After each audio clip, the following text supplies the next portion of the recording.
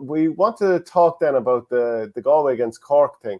So last year there was, I suppose, a game that everyone thought Cork were going to win. Galway had been probably poor form, and Galway ended up getting a victory. Also went on to an All-Ireland semi-final and performed well against Limerick, and probably saved what had looked like it was going to be a pretty average season at that point. And you made the point there this morning that an awful lot of Henry Shefflin's career, it feels like it's kind of revolved around big days around Cork. Yeah, without a doubt. Like his first All-Ireland was against Cork in 1999.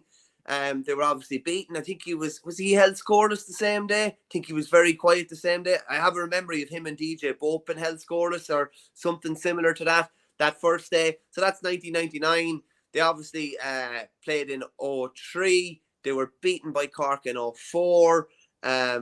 Then Kilkenny stopped Cork doing the 3 in a row in 2006.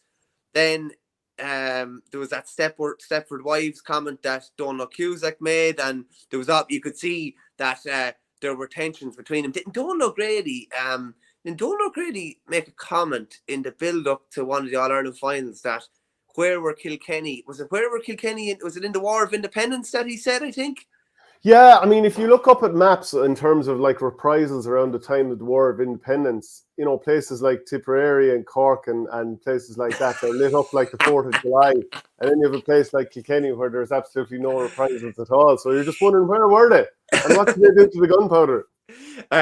Like I think it was before 2004. I think Donald O'Grady brought that up.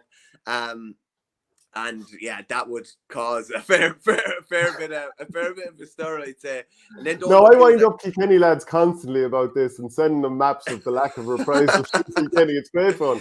And then so you had that, and then Kilkenny beat them in 2006, and then Cork went on strike, which, to be like, you'd have to say, which is like the antithesis of a Kilkenny mentality, if you get me. Like, I'd never see them doing anything like that. It doesn't seem to be in their nature. And so it was two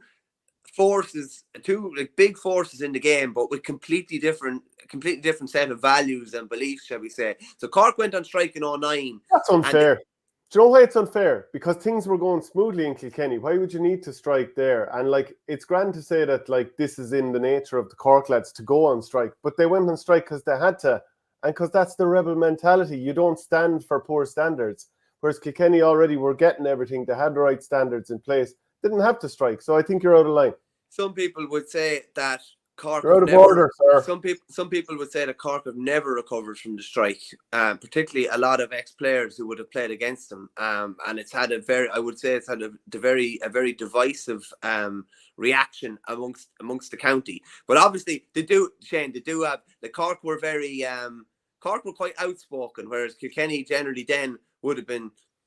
They would have been softly spoken. They would have felt that Cork were looking for the headlines, and Kilkenny lads would have been that. This is just the fact of it. They would have been staying away from them as much as possible. This is your take on it. It's not the facts of it. It's your take on it. So when the opportunity came in 2009, I think Cork were only back training like a couple of weeks. Is that the year they played a dummy team in the league? I think it is.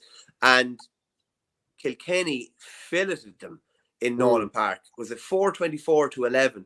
Remember, they got a stand ovation going in at half time, similar to the stand ovation they got going in 2 weeks previous when they absolutely filleted the Airboys. And who was standing no taller than you? You were probably in there. Jeez, I'm so frustrated with you. You were probably the one there clapping away. Wasn't there? I think I was playing league myself at that time. But Shefflin scored one of the best points I've seen scored in a long, long time. We'll just see it here, actually. So this is that 2009 game against Cork. He picks up the ball around his 45. The music is so dramatic, isn't it? Yeah. This we didn't put that music in. That little flick back off the left. And it's just like it was a great score, but like I remember Richie Power scoring a goal that day, and you could see Donald Cusack baiting the ground. Like they knew. I think he said it in his book as well about how, you know, Kilkenny sensed the opportunity and they went for the absolute throat that day and went to try and like. And I don't know if it was ever spoken or not, but they went to drive them back years, and that was part of it in delivering that performance. So then you have that 2009 strike.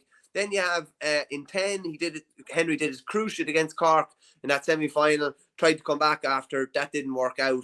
That was one of the main reasons, I suppose, that the 5 in a row went down. Then you have 13. He got sent off against. That is only sending off for Kilkenny. Oh, I'd say so, yeah. Yeah, and that was rescinded after. So that was 13. Even on the Sunday game, a few nights, he had a tetchy enough relationship between him and Don Logue over different things. And then last year, like Galway were on the floor after the Leinster final. And you would say Cork probably had the chance to really stick the boot in, didn't take it.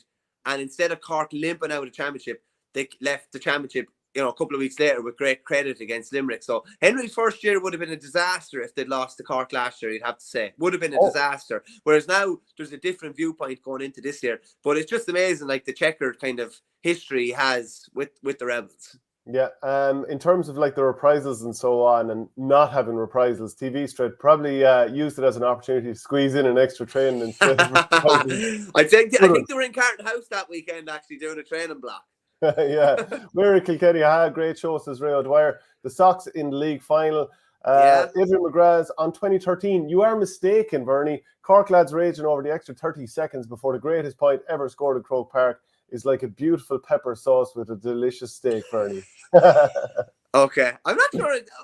On 2013, I'm mistaken. Cork lads raging over the extra 30. Oh yeah, that was Brian Gavin had been harsh enough. Clare people would have said on Clare that day. That was the day we're the smaller fish. You never get the breaks when you're the smaller fish. That was the day that came out. Yeah, back to Cork and Henry. Like, I don't know if he'd be reading too much into this weekend. I'm looking forward to the game and going down and covering it actually. But his history with the Rebels has been kind of a fascinating one, really. Yeah, and while 2013 has been mentioned in great points, the point that almost won the All-Ireland, that Patrick Horgan one, wasn't it a sideline cut? He controlled it on the run, turned and flicked over. Now, that would have been the greatest winning point. Well, sorry, one of the greatest winning points. Hard to think what would have been a better winning point, but that would have been special. In terms of strikes again, TV strikes. Jamesy against Tip. Sorry, like Jamesy's win. That was a brilliant winning point. Will you ever leave it so? TV Street. Limerick had a big upheaval like Cork, but Limerick's slate was wiped clean, and the shithousery from the county board was not allowed to continue. A Sully 180. Limerick had a strike in 2010. Didn't do them any harm. Different story now. I would say a different story. Like, but standards, they're willing to strike for their standards, Vernie. No, it's nothing to do with standards. I just think the strike didn't sort out the problems with the Cork County Board. There was still, like, Don Logue was still taking pops at Frank Murphy, like up to 3 or 4 years ago. You could still see there was a tension there. I've never heard, and you've been chatting to Limerick lads as well, they've chatted about the strike and how regrettable it was and how people said they'd never go back to matches in Limerick. But I don't think there was that same divisiveness there. I don't think it split a county, shall we say. Whereas I still think there's probably, some logic to say that Cork are still not potentially over the strike and that there's still divisions there within the Rebel County. And they had two or three impasses. It wasn't just the case that it happened once. And also, I think it's important that when it happened under in 2010 or late 2009, early 2010 with Limerick, it was with an outside manager. So I think it's easier for people to sort of blame the outside manager. Whether that's fair or unfair, Justin McCarthy, that it's easier to sort of like put it in the past when it's not people that are still going to be part of the furniture there moving forward. Yeah. Maybe that plays an impact too. The funny, Shane, as well, that 2009 All-Ireland semi-final where he scored 6 goals, was it on Limerick? John Kiley left Croke Park that day, and I think he rang someone from the county board the next day wanting to say to get involved in any capacity, because that was basically the moment that he realised, I need to try and play my part or whatever. So Tip have had a part in one of the greatest teams of all time, coming along with one of the greatest managers of all time. Yeah, note for the future: when you're hammering teams, only beat them by 10 points and leave it at that. Take the finger off or the boot off the throat at that point. How do you think Cork will go this weekend against Galway? Like, Galway were very good in that second half last weekend. Not amazing. I thought Wexford weren't particularly brilliant, and this whole shooting from 100 yards thing that they seem to be persistent with forevermore is killing them. But how do you expect this game will go? Because big blow losing Robbie O'Flynn, but a nice boost to beat Limerick. Yeah, I've kind of gone beyond trying to predict what Cork are going to do. The second half, you'd buy into.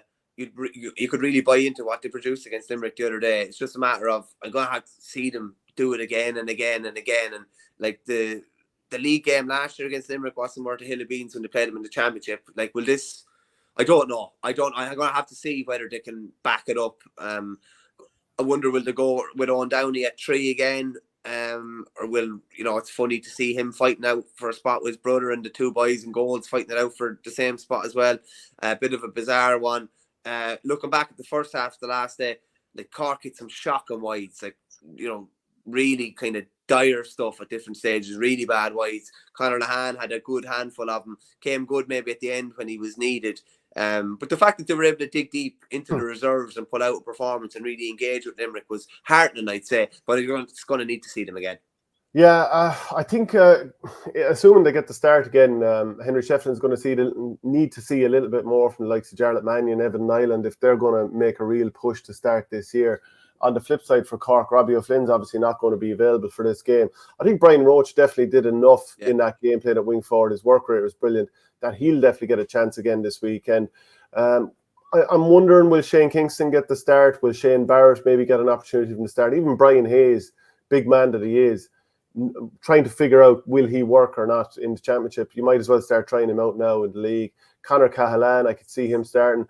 I think Bosang, Lahan, maybe Dalton, I know he got the goal, but I think they all might, their position will be up for grabs potentially this week, so they may or may not start. Or maybe Pat Ryan will give all of these lads a couple of more goals before he decides to mix things up. We'll kind of wait and see on that one. Give us your comments in there and let us know who you think will get a shot this weekend.